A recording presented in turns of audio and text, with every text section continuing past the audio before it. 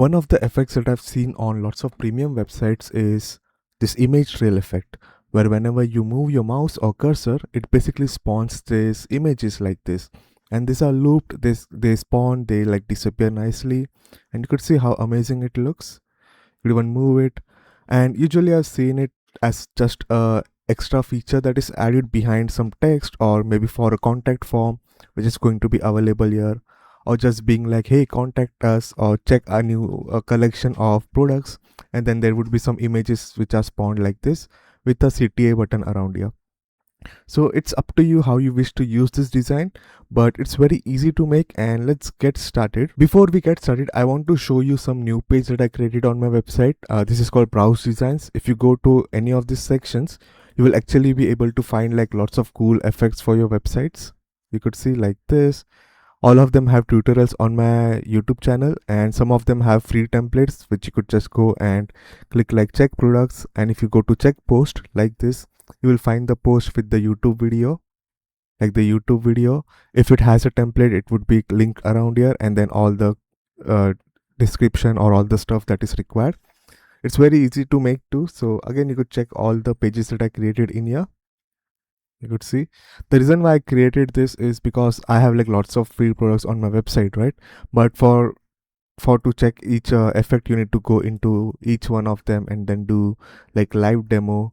You download here, but you have to go and do live demo and all that stuff. So you could quickly check from here. It shows like 80% of the products that are available, not 100%, because some of them don't really make sense to add in here. So you could also check my product and blog page. So I have this page. Let me just remove it. In here we will add our container. So I'm using old containers, but it should technically work with the new ones too. So for now, I'm using old one because the new ones still have some issues. So I'm going to wait for it to be fixed, and I'm just going to make it like 100 VH. It's up to you what size you want and what you want. And I'm going to name it as wrapper.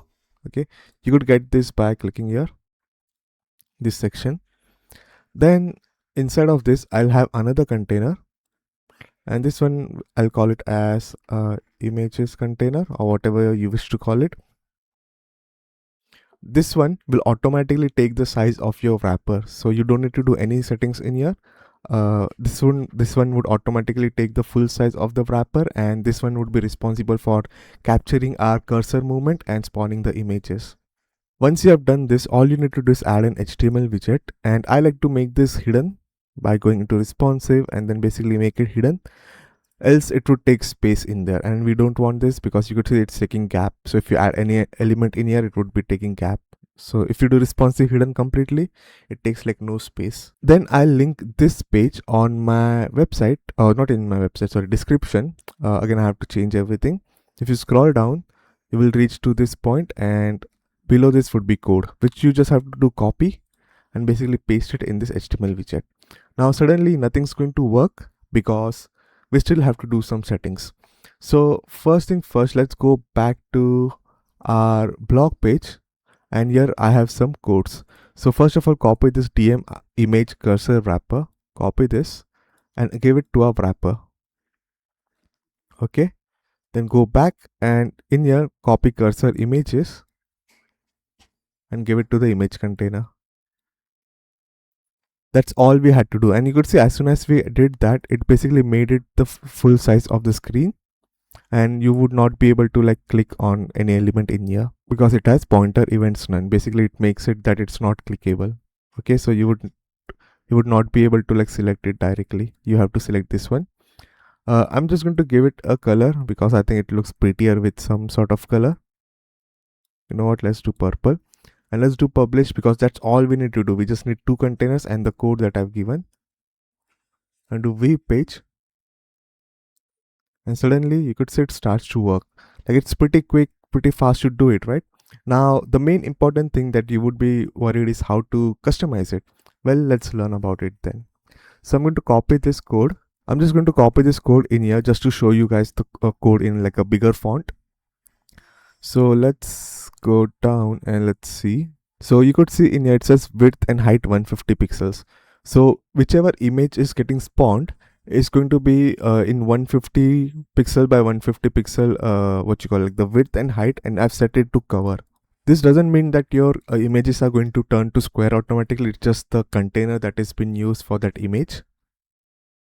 So if you increase this to something more, so let's try that. Let's turn this to 250 and do 250 by height. Okay, right now you could see it looks like this, right? So let's refresh after it publishes. Refresh, and the images are like a lot bigger. And again, if you want your images to be square, just make sure all your images are square by default by cropping them. Let's go back to 150. It looks better. Then we have a border radius. So the way I've added border radius is by doing this way. So if you go down, you could see it says in purple text like this. It's hard to read around here, but it's going to be purple. And this one is 5 pixels. So this one would basically make the edges curved by 5 pixels. You could see it's just another roundabout way I've used it. There is a better way to do it too, but I think it's good enough for this much part. So you could just choose whatever you wish to around here, and that would be your border radius. So here we say animation cursor image 1.5 seconds, and there's some easing which I'll explain later. But what this 1.5 seconds mean, what this simply means is that when we start and then it goes, it's visible for 1.5 seconds completely. For example, this is the animation that I'm using, right? It looks complicated, but it's not. It's like very basic. So you could see that 1.5 seconds, right? At 0%, which means at the start, it is at opacity 0, which means it's like completely invisible. We are doing some blur. So you could see that it actually is slightly blur at start and then reduces the blur, and the scale is 0. And this one is just for making it center, but scale is 0. So at start, which is at 0%, it's 0 scale, it's fully blurred, and it's also invisible.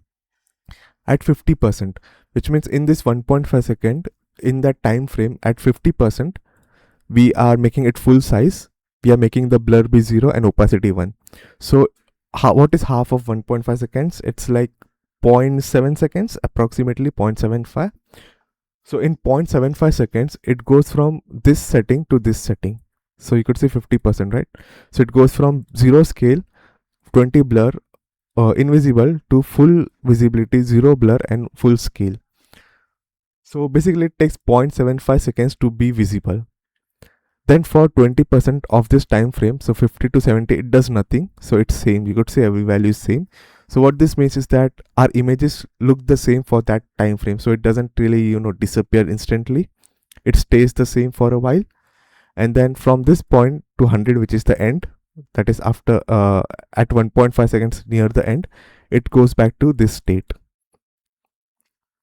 So invisible, if you just take this 0 opacity, it's invisible. At half the time it's visible. It stays till the 70% of the time visible, and then at the end it goes back to the invisible state. So what I'm saying is that you could actually just increase this to increase the time frame it takes for it to be like visible and then disappear. You could decrease it so that it's like faster, and you could even play around with this value. So like maybe you want it to be 1.5 second, but you want it to be visible a bit faster, so you could just turn this to 20%. So it would be like it will go from 0 to 1 like very fast in 20% of this time, and then it will stay 20 to 70 this time. Okay, then after 70% to 100, it will go back to this one. So if you want to add even more effects, you could add in here, like you could add zoom. If you could add, like, let's say, going from grayscale to color. Maybe you want to rotate it, you could even add some rotation in here, and it will like go to this location, and then it will stay here, then go back. So it's up to you. It's very basic keyframe animations. And cubic bezier is just a easing way. So cubic bezier, if you look around it, just this graph, and if you click go, it's basically how this animation should go. So if I do this way, you would see how this goes. It stops here, it goes here, because it stops here and then goes instantly.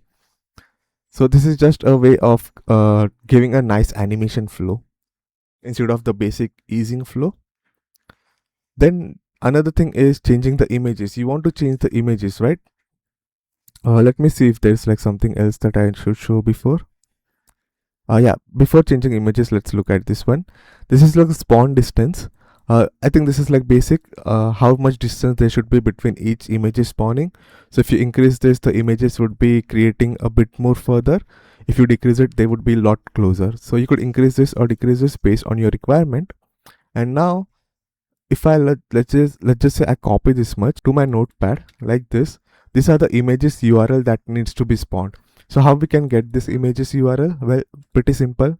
Just go into any container or anything that you have, click on this image, and then all you have to do is select any image that you want, and then you would have a file URL. So you need to copy all of this URL, copy this, and basically paste it in here. So you could see how it's pasted. It's pasted in quotation marks. So let me just do some space to show you. You add quotation mark, you do is add your URL, and again add quotation mark, and at the end you add a comma. Okay, except the last one, you could say except the last one doesn't have comma, but this is all you have to do. And then you could basically just copy this much part and change the URL, copy this much part, and then keep changing the URL that you wish to. And at the last one you do not add the comma. Then all you need to do is copy this much part and replace it around here. Okay, like replace it this way, and then it will start using your images in this order. So just make sure to follow the same format. Okay, in quotation you add the URL, then do comma, add the URL, comma, add the URL, comma, and last one you do not do that, and basically just paste it between this square brackets. And that's how you can basically change the images. And that's all you need to do for this effect to work. It's pretty simple, it works pretty quickly. And yeah, that's all. Thanks for watching. Goodbye.